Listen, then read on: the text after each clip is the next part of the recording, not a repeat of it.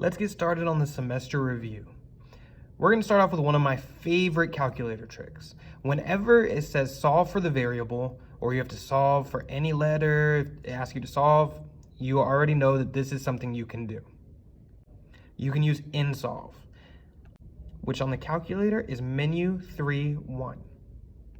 You'll start by going to calculate and typing menu 3 for algebra, 1 for numerical solve.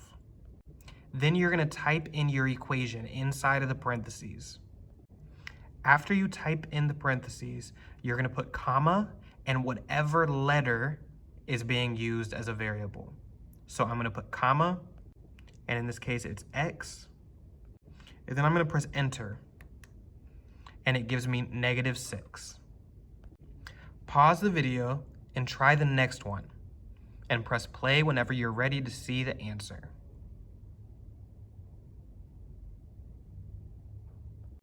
I'm going to press menu 3, 1, and inside of the parentheses, I'm going to type my equation. Remember to type it exactly as it is, including parentheses. And then we're going to press comma, and the variable we're using this time is D. And then I'm going to press enter, and I get -3. Let's move on to the next type of problem. So problem 7. The next problem, you're also going to use insolve. So given the function f of x equals 2x minus 3 times 5x minus 1, find the following. So if it says given the function, find the following, and f of some number, you're also going to be able to use insolve. The key here is that you're replacing f of x with y, and you're replacing all of these x's with parentheses -3, close parentheses. So let's put that in insolve. So f of x is going to become my y equals 2. And since I have an x, I'm going to replace that with parentheses -3, close parentheses, minus 3, parentheses, 5. I see x, so I'm going to put parentheses -3. Make sure to close your parentheses again. Minus 1, close parentheses. And then now that we're done with that, we're going to put comma. And this time we want to solve for y. So we're going to put comma y. And now we can press enter. And we get 42. So the key here is that whenever you see x, I like to put parentheses, whatever number they replaced x with, so -3 in this case. I like to put it in parentheses, that way it doesn't mess with the equation if it's a negative number especially.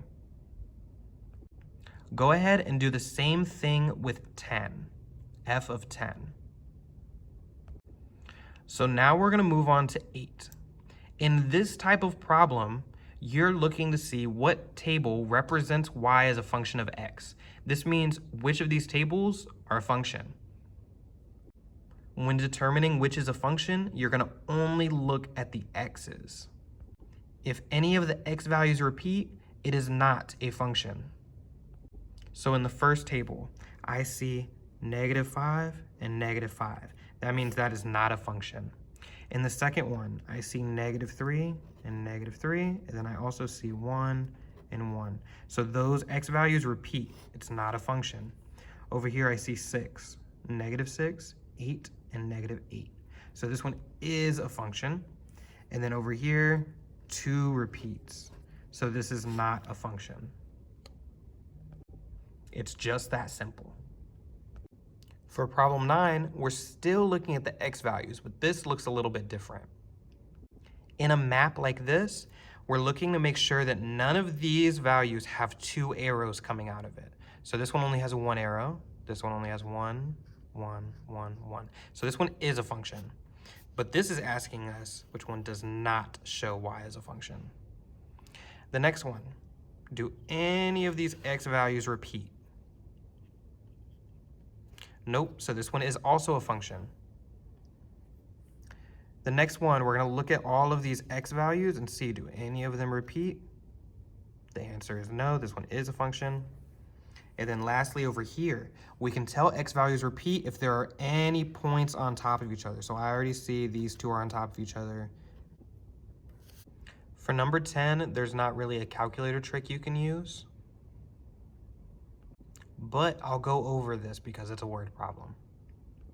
So a submarine began its descent from the surface of the water and reached a level of 300 feet below sea level. The descent took approximately 45 minutes. If the depth is a function of time, what is a reasonable range for this function? So a function of time is just like f of x. So I know time is going to be the x, and range is y. So that means we're looking how high and how low does it go. So let's draw a picture. This is sea level. It is 0. It's where the submarine started. And it went down 300 feet below. The range is how low to how high does this go? So we can get rid of a few of these answer choices. Because I'm trying to find range, I know that means I have to use y. So I can get rid of these that have to do with x. And then I know the lowest point is negative 300. So the only one that shows that being true is D. So sometimes it helps to just draw a picture. The last domain and range problem we'll do is going to be 11. Remember, domain is read from left to right, and range is read from bottom to top. Domain uses x, and range uses y. Also, closed circles mean you're going to be using the less than or equal to symbol, while open circles mean you'll be using the less than symbol. In this graph, I see there's a closed circle and an open circle. So here's what we're going to do for domain. We're going to look and see what is the furthest point left this graph goes to. And it's about right here at -9. So the lowest point for domain is going to be -9. What symbol is at that circle? An open circle. It's less than. And now we want to see how far right does it go. And the furthest point right it goes is at 2. And what symbol is there? Closed, so we're going to use less than or equal to. So I have my domain. Now we're going to use range. So that's from bottom to top. So what is the lowest point this one goes to? So the lowest point is at -6. And the symbol at that point is a closed circle. So we're going to use less than or equal. And then the highest point it goes up to is at 3. And that symbol is open, which is the less than symbol. So now we have our domain and range. Another thing to help is if you see an arrow like this, that means it's going to be going on forever. So we're going to use infinity as our number, and we would use the less than and equal to symbol, meaning that all the numbers to infinity are included in that solution, or in that domain or range. So if you see an arrow, know you can use infinity and the less than or equal to symbol. Meaning if you had an arrow in both directions, you would use negative infinity as less than or equal to. For domain, you would use x. For range, you would use y, less than or equal to positive infinity, which in this case is the same as all real numbers. So if you see 2 arrows, your domain and range would be all real numbers. I want to move on to the next type of problem, which is 15. This question is asking us The table represents some points on the graph of a linear function. What is the rate of change of y with respect to x for this function? So the key here is, what is the rate of change? Rate of change is the same as slope. So there's a fun calculator trick we use. And for this one, we'll go down to the green button, add lists and spreadsheets. Press enter. And now we're here. What I'm going to do is in the A column, starting at 1, I'm going to write down all of these x values. And then in the B column, I'm going to write down all of these y values. And then I'm going to make sure that this blue box goes all the way up here. And then I'm going to press menu, 4, 1, 3 for linear regression. For the X list, remember I put it in the A column, so I'm going to put A here. And on the Y, I put that in the B column, so I'm going to put a B there. And then I'm going to press enter twice. And then you'll get a whole bunch of information. So here is the M, so negative 4.5, which is our slope. So I have my answer, and I'm done. If it was asking for the y-intercept, that's B. So that would be 3. So if it asked me to write an equation, I could easily do that. I would write y equals, M is negative 4.5, x, and then B is positive 3. So I have an equation if they ask me for that. But luckily for y'all, they just asked for slope. We'll do number 16 as well. It's also asking, what was the rate of change, which is the slope, which is M. Remember, this top box is x, and this bottom one is y. So you have to make sure that you write this correctly in the calculator. So I'm back at lists and spreadsheets, and I'm going to type all of the x values in A. And then I'm going to type all of the y values in B. And then I want to go all the way back up to B. I don't know why it makes us do that, but it does. So we're going to press menu, 4, 1, 3. We're going to press A, and then B, and press enter twice. And wherever M is, that is our slope. So our slope in this case is 7. If it were to ask us for y-intercept, that would be B. But all it's asking us for is the slope. So we have our answer. Whenever they give you graphs like this and they ask you to find the slope, remember you're going to use rise over run. So from left to right, this one's going up. So I know it's going to be positive. So that means I'm going to start off by going up to see how many points. 1, 2, 3, 4, 7, 8. So it goes up 8,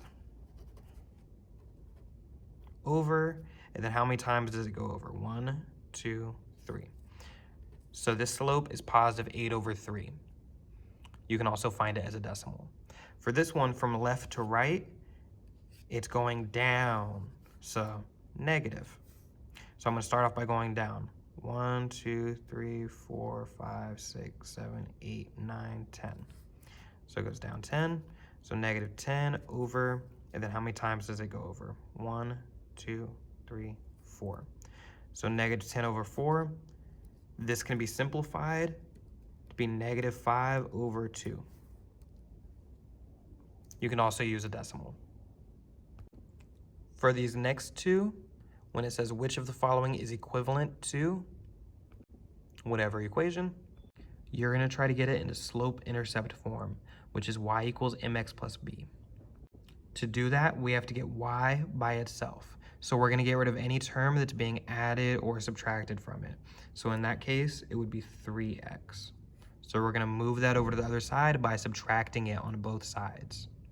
So we get negative 4y equals negative 3x plus 6. Now to get rid of y, or to get y by itself, we have to get rid of its coefficient. So we're going to divide all of the terms by negative 4. So that would become y equals negative divided by negative is positive 3 over 4x plus 6 divided by negative 4 would be negative 3 over 2. So the only one that matches is D. The next one is point slope form. That is y minus y1 equals m times parentheses x minus x1. So you would plug in the x value they give, the y value they give, and the slope of 9/2. The y value they give is 2, which is positive 2, equals the m value they give is 9/2. X minus the x value they give is -4. So the reason I boxed it is because you want to make sure you put the right signs in. So you include the sign. So if I were to simplify this, minus a positive is going to give me minus. So y minus 2 equals 9/2. X minus a negative is going to give me plus 4.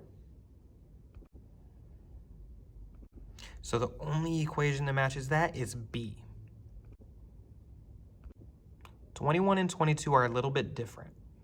21 wants us to write an equation for a line that has a slope of 0 and passes through that point. If it has a slope of 0, it's going to be a horizontal line, and the equation is going to be y equals a number. So let's plot the point to see what number. So -1, 4. I'll draw my horizontal line.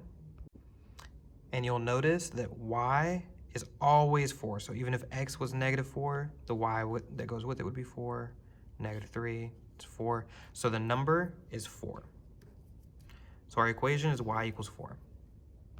For 22, it's an undefined slope that passes through the point 3, 0. That's going to be a vertical line. And that's going to be x equals a number. So we'll plot the point 3, 0 and draw our vertical line.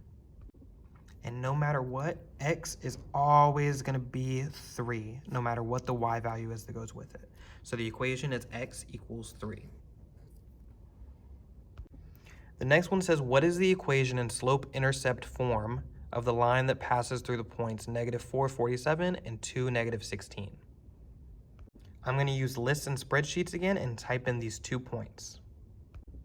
Remember to go all the way up, make sure the blue is in the B, and then I press menu 4, 1, 3 for linear regression, my A, B, and then enter twice.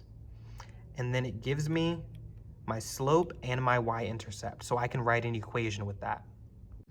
So y equals -10.5, x plus 5. Let's see which of these matches. Off the bat, I can eliminate A and B because the y-intercept is different. Now I want to see which one of these slopes is equal to -10.5.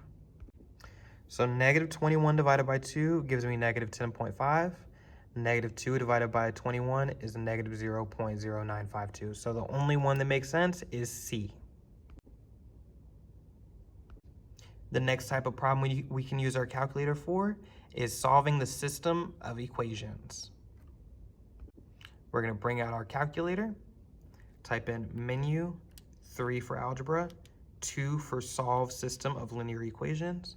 We have 2 equations, so I'm going to press enter. And then I'm going to plug in those equations. So I have the 2 equations.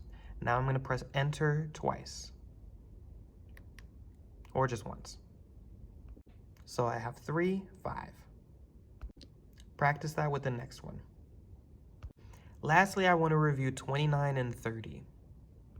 The shaded region is the solution set. So we want to see which of the points below each graph are a part of that solution. So -3, -2. That one falls on a solid line, meaning it is a part of that solution. 3, -1. That one falls inside of the shaded region, so it is a part of the solution. -3, 3. That falls in the unshaded region, so that is not a part of the solution. And then 4, 4. that also falls in the unshaded region, so it is not a part of the solution. Practice the next one. Remember, if it falls on a dashed line, it is not a part of the solution. And if it falls in the unshaded region, it is also not a part of the solution.